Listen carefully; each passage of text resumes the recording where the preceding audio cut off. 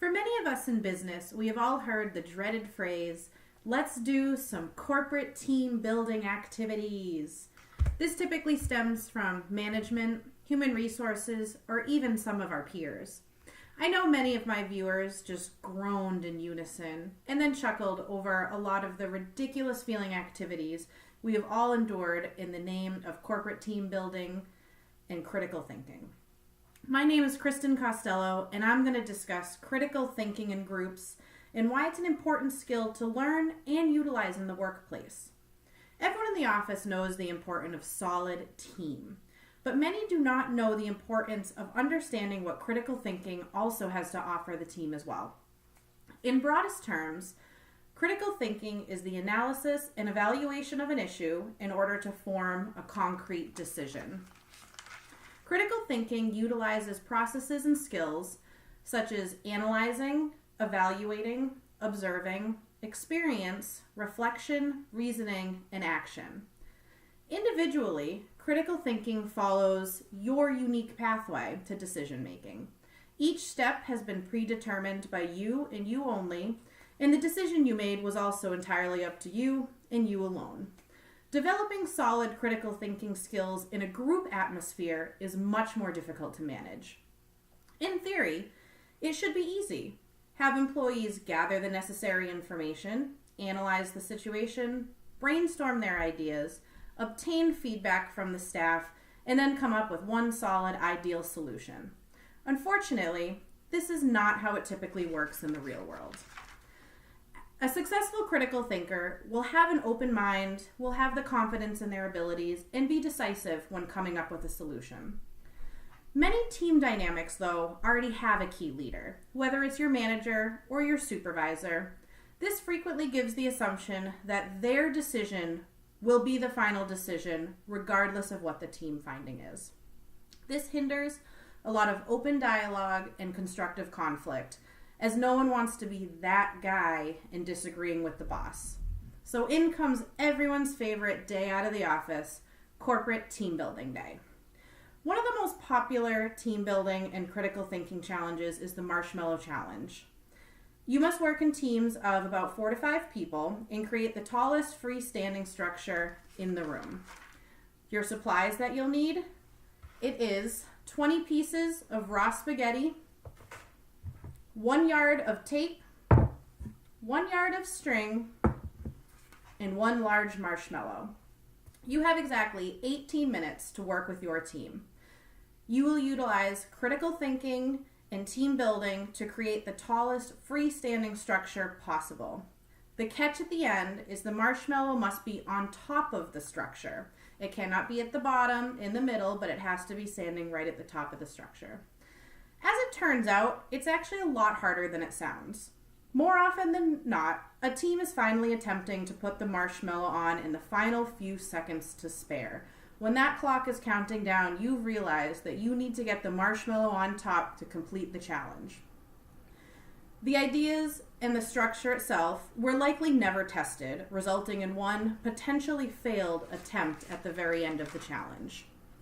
What tends to happen in these groups is a lot of ideas are thrown out all at once, but the time limit is looming, and eventually what is perceived as the most logical idea is what the team utilizes to go ahead with.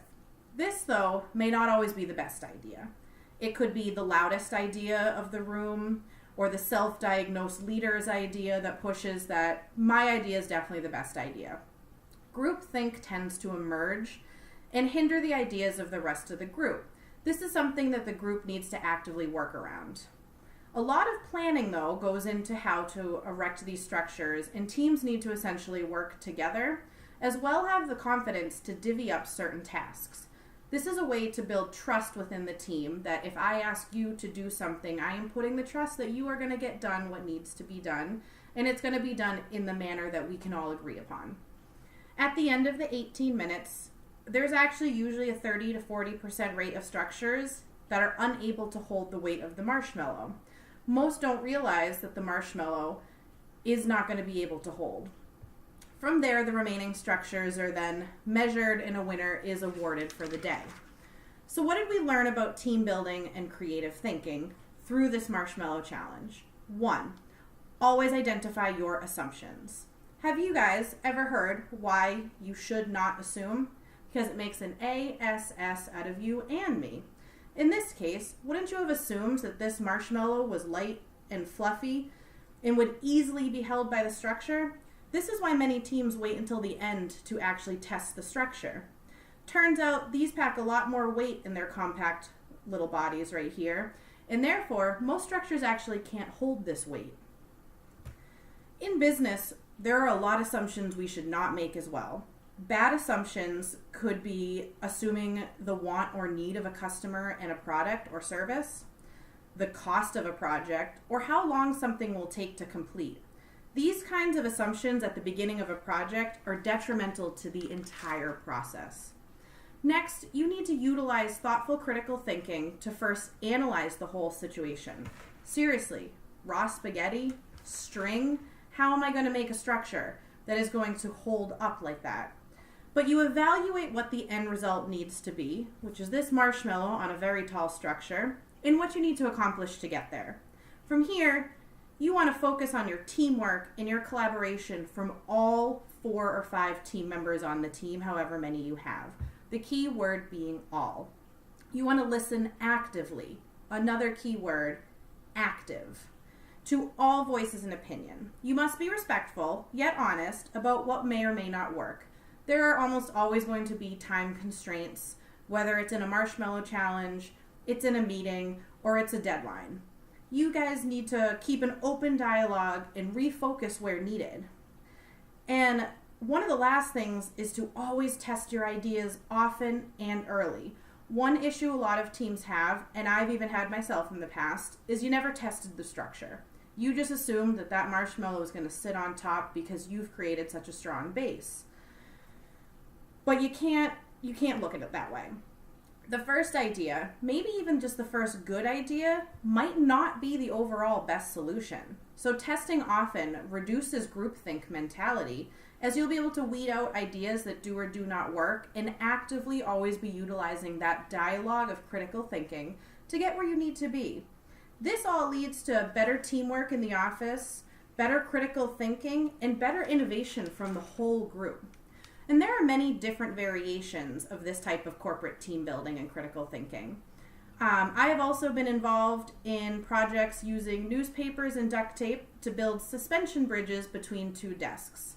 Teams are challenged to see how much weight the bridge can hold, with the winner being the one who can hold the most stacked books on the bridge. I have also participated in the egg drop challenge. You're given cardboard, tape, straws, and you must make a vessel for a raw egg to land safely from a 10-foot drop. These are 2 other really good team building activities and critical thinking activities to get your group to where they need to be.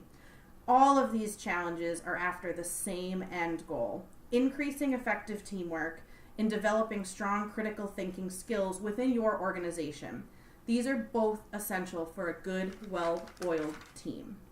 I hope you will leave this talk today with some ideas to get your team out of the office and have some fun learning new critical thinking skills within a team environment. Yes, you will feel ridiculous doing a lot of these activities. You will feel a little childish, but that's what makes it fun.